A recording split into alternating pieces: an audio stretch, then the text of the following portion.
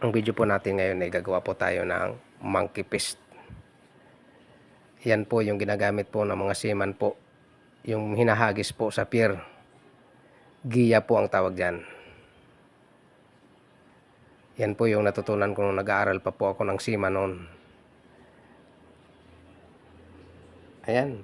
Para po sa mga dikhan po yan. Iniikot lang po yan. Pagkatapos, iikot din pabaliktad. Ayan. Pagkatapos po niyan, tutuhugin po yung pagitan niyan. Ayan, ipapasok po natin.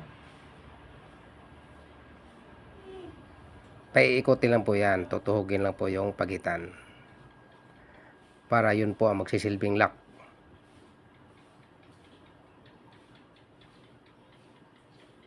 Iikutin din ng 7 bisis na ikot yan.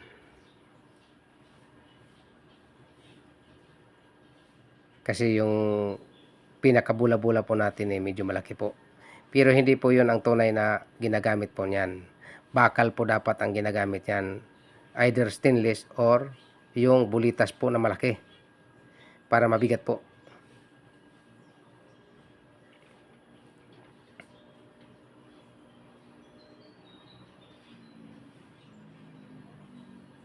Ganun lang po ng ganun po yan.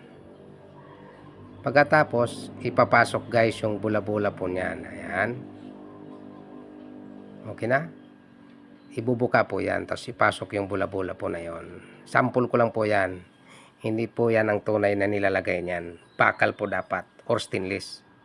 Ayan. Saka po natin, isa-isahin po na higpitan yan.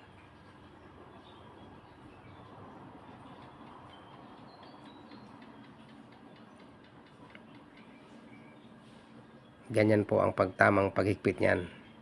Iniisa-isa po yan. Pero dahan-dahan lang po. Kasi tatabingi po yan. Pag binigla mo po yan, mapupunta po sa one side yung tali niyan. Kailangan po, dahan-dahan lang po. Paulit-ulit. Hanggang magparehas po yung higpit niyan.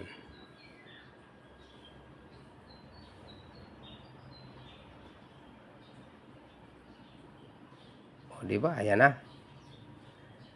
Medyo okay na. Kunting higpit na lang at matatapos na. Ayun. Okay na. Saka po natin pagtabihin yung dalawang tali niyan. Yung pinakapuno po. Dinudugtong po yan. Thanks for watching.